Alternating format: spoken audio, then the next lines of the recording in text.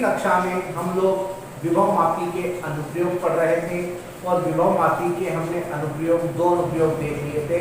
पहला अनुप्रयोग था विभव मापी की सहायता से दो सेलों के विद्युत वाहक बलों की तुलना करना और दूसरा अनुप्रयोग था विभव मापी की सहायता से दिए गए प्राथमिक सेल का आंतरिक प्रतिरोध ज्ञात करना। आज हम तीसरा अनुप्रयोग पढ़ेंगे।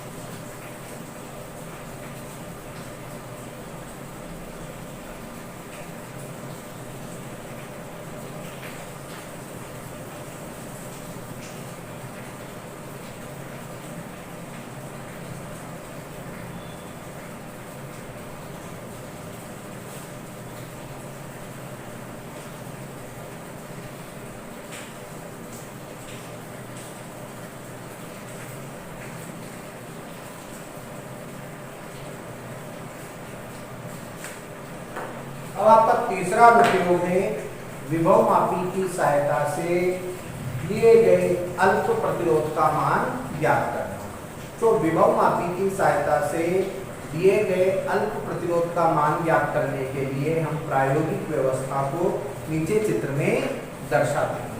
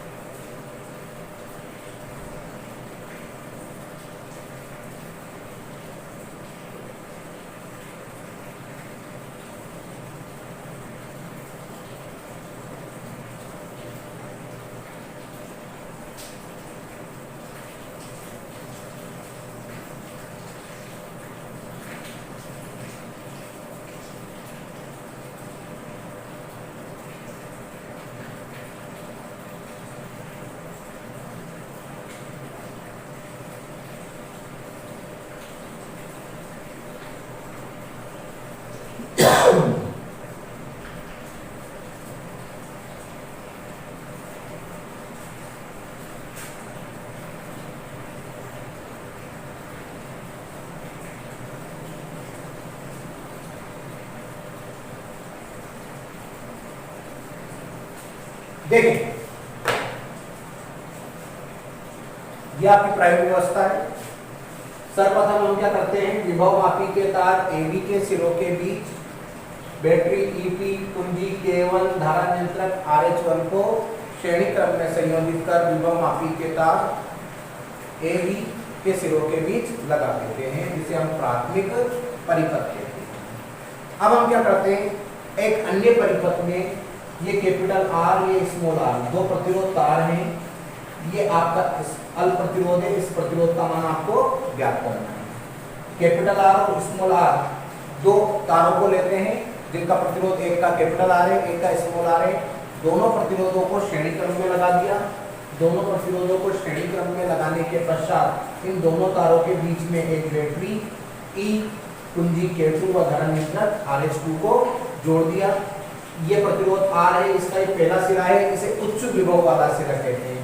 इस प्रतिरोध तार के उच्च विभव वाले सिरे को विभव मापी के A बिंदु से और निम्न विभव वाले सिरे को द्विमार्गी कुंजी के X बिंदु से जोड़ देते हैं। ये स्मॉल प्रतिरोध है, स्मॉल आर, इसका उच्च विभव वाला जो सिरा है वो द्विमार्गी कुंजी के y बिंदु से जुड़ा हुआ है और द्विमार्गी कुंजी के z बिंदु को हमने धारामापी से और धारामापी के दूसरे सिरे को हमने जो कि जैसे जोड़ दिया। यहाँ तक क्लियर है। अब हम इसकी कार्यविधि पे आते हैं। कार्यविधि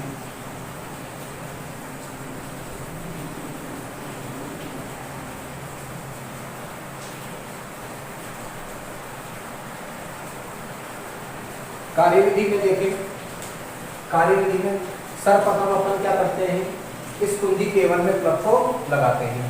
जैसे ही कुंजी K1 में प्लग को लगाएंगे, इस प्राथमिक परिपथ में क्या होगी, धारा प्रवाहित होगी।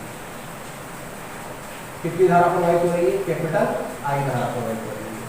जैसे ही हम कुंजी K1 में प्लग को लगाएंगे, इस प्राथमिक परिपथ में धारा प्रवाहित होगी और इस प्राथमिक परिपथ में धारा प्रवाहित होगी तो विभव मापी के तार AB के सिरों के बीच क्या उत्पन्न हो जाएगा, विभवांतर उत्पन्न हो जाएगा और तार की एकांत लंबाई पर उत्पन्न विभवांतर को हम विभव प्रवणता कहेंगे। माना कि ये स्मॉल x प्राप्त है।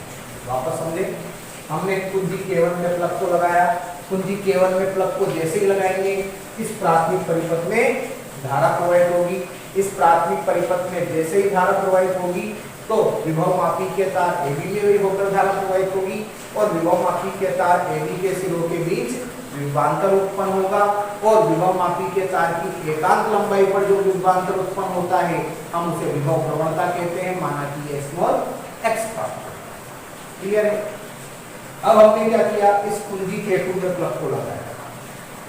हमने क्या किया, इस कुंजी K2 में प्लग को लगाया और x और y z बिंदु के मध्य प्लग को लगाया। x और z बिंदु के मध्य प्लग को लगाएंगे, इसका मतलब ये प्रतिरोध इस परिपथ में आ गया है। अब हमने क्या किया, इस जोकी J को विभव मापी के तार पर रखकर इस प्रतिरोध R के लिए संतुलित लंबाई प्राप्त करी। माना कि ये L1 प्राप्त हो गई। तब B बराबर कितना हो जाएगा, XL1। ओम के नियम से, अगर मैं ओम के नियम की बात करूं, ओम के नियम से B बराबर कितना हो जाएगा, I R। इस परिपथ में भी I धारा प्रवाहित कर दी हमने, तो B बराबर कितना हो जाएगा, I R। समीकरण 1 डाल दें, इसको समीकरण 2 डाल दें। समीकरण 1 व समीकरण 2 से दोनों को बराबर कर दिया। XL1 बराबर कितना हो जाएगा, IR।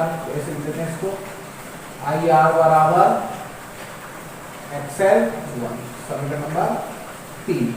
अब मैंने क्या किया, X बिंदु और Z बिंदु के मध्य में से प्लग को बाहर निकाल दिया और Y बिंदु और Z बिंदु के मध्य प्लग को लगा दिया। जब Y बिंदु और Z बिंदु को मध्य प्लग को लगाएंगे तो ये वाला प्रतिरोध और ये दोनों प्रतिरोध क्या हो जाएंगे, परिपथ में आ जाएंगे और ये दोनों प्रतिरोध श्रेणी क्रम में जुड़े हुए हैं, इसलिए इनका तुल्य प्रतिरोध होगा small r plus capital R। श्रेणी क्रम का फॉर्मूला होता है R बराबर R1 प्लस R2। तो इनका तुल्य प्रतिरोध कितना हो जाएगा, small r plus capital R। तो जैसे ही हम Y बिंदु और Z बिंदु के मध्य प्लग को लगाएंगे, ये दोनों प्रतिरोध परिपथ में आ जाएंगे। अब हम क्या करेंगे, वापस इस जोकी J को विभव मापी के तार पर रखकर capital R plus small r के लिए संतुलित लंबाई प्राप्त कर लेंगे। प्रतिरोध R प्लस स्मॉल r के लिए संतुलित लंबाई प्राप्त करेंगे। माना कि कितनी प्राप्त होती है, L2 प्राप्त होती है। तब V2 बराबर कितना, V' बराबर कितना हो जाएगा, XL2। समीकरण नंबर 4। ओम के नियम से V' बराबर कितना हो जाएगा, I R की जगह small r plus capital R। समीकरण नंबर 5। समीकरण 4 व समीकरण 5 से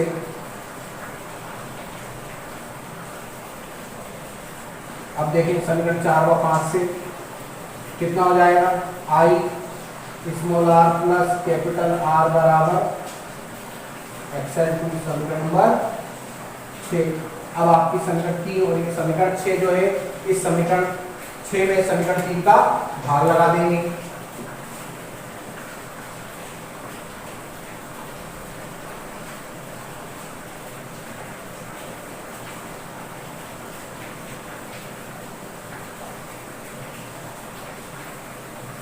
समीकरण 6 में समीकरण 3 का भाग लगा देंगे। समीकरण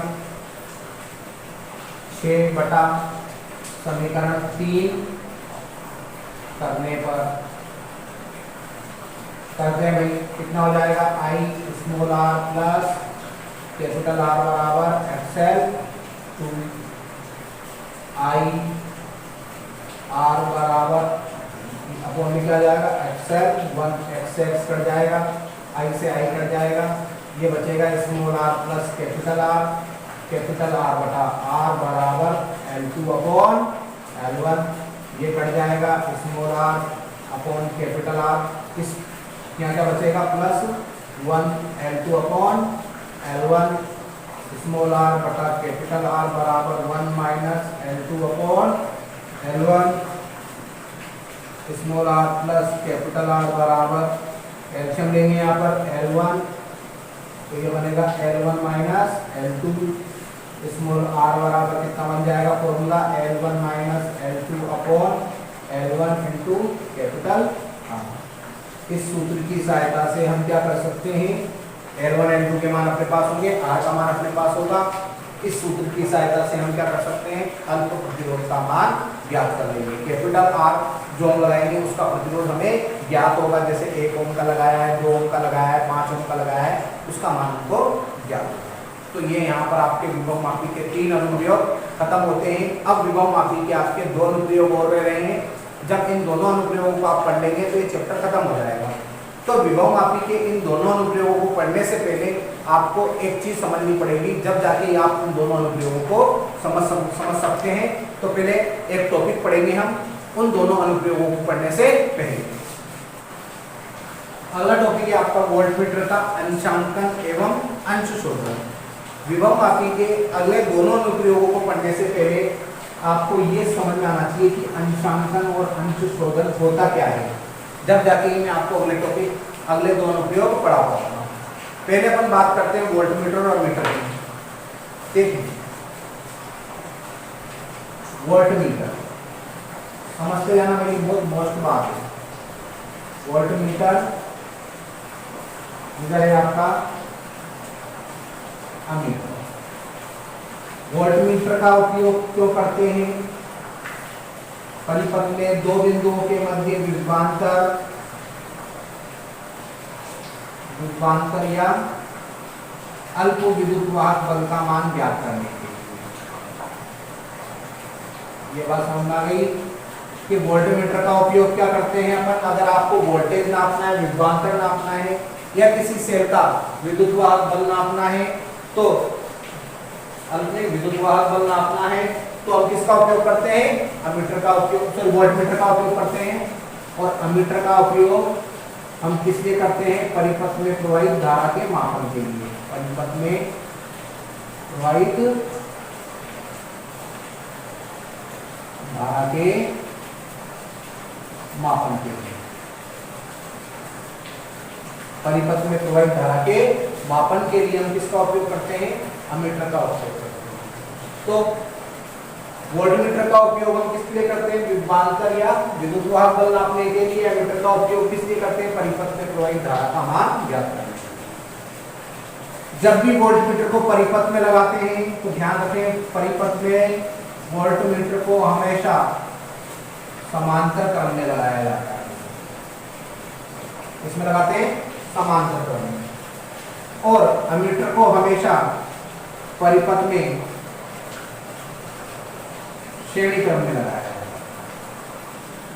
श्रेणी, ये बात समझ में आ गई कि वोल्टमीटर को परिपथ में कौन से क्रम में लगाएंगे, समांतर क्रम में। अमीटर को किस लगाएंगे, श्रेणी क्रम में। अब समझें, वोल्टमीटर और अमीटर का जो निर्माण होता है वो धारामापी से होता है। धारामापी को का रूपांतरण करके, मतलब धारामापी की सहायता से हम किसको बनाते हैं, वोल्टमीटर को बनाते हैं, और धारामापी की सहायता से हम किसको बनाते हैं, अमीटर को बनाते हैं।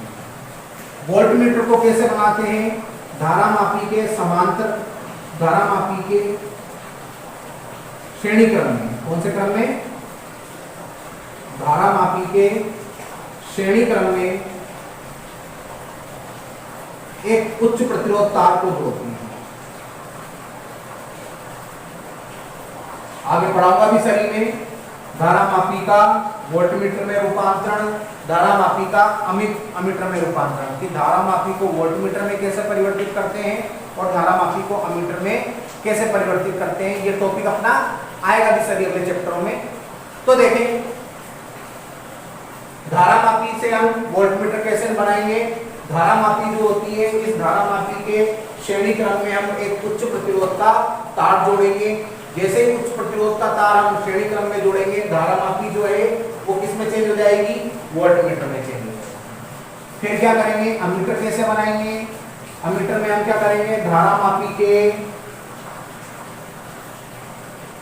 समांतर क्रम में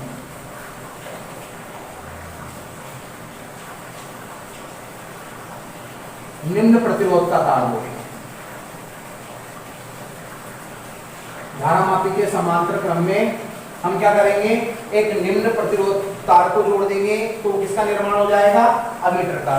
तो धारा मापी की सहायता से इस प्रकार से वोल्टमीटर और अमीटर का निर्माण किया जाता है। जब वोल्टमीटर और अमीटर का निर्माण किया जाता है तो वोल्टमीटर और अमीटर के अंदर स्केल बनाने पड़ते हैं। तो वोल्टमीटर और अमीटर में जब स्केल को अंकित किया जाता है तो स्केल को अंकित करने की क्रिया अंशांकन कहलाती है। वोल्टमीटर तथा अमीटर में स्केल को अंकित करने की क्रिया अंशांकन कहलाती है। ठीक है भाई, जो वोल्टमीटर हमने बनाया, जो अमीटर बनाया, उस वोल्टमीटर अमीटर में हमने क्या कर दिया? पैमाने बना दिए, स्केल बना दिया। उस स्केल को जो हमने अंकित किया, उस स्केल को जो बनाया, उस क्रिया को हम बोलते हैं अंशांकन। अब हमको क्या करना है? हमने इस वोल्टमीटर को और अमीटर का स्केल बना दिया। अब इस स्केल को बनाने के बाद जब हम परिपथ में वोल्टमीटर और मीटर की सहायता से विद्युत विभवांतर और धारा को नापते हैं, तो ये कितने यथार्थता से नाप रहा है, इसके लिए हम क्या करते हैं? विभव मापी का उपयोग करते हैं। और विभव मापी की सहायता से हम क्या करते हैं? दिए गए वोल्टमीटर और अमीटर के पाठ्यांकों की यथार्थता की हम जांच करते हैं, और पाठ्यांकों की यथार्थता की जांच करने की क्रिया को हम अंश शोधन कहते हैं। तो इस प्रकार से हमने वोल्टमीटर का अंशांकन और अंशशोधन पढ़ लिया। अब हम क्या करेंगे? विभव मापी की सहायता से वोल्टमीटर और अमीटर का अंशशोधन पढ़ेंगे, किस प्रकार से उसके पाठ्यांक की यथार्थता की जांच की जाती है। धन्यवाद।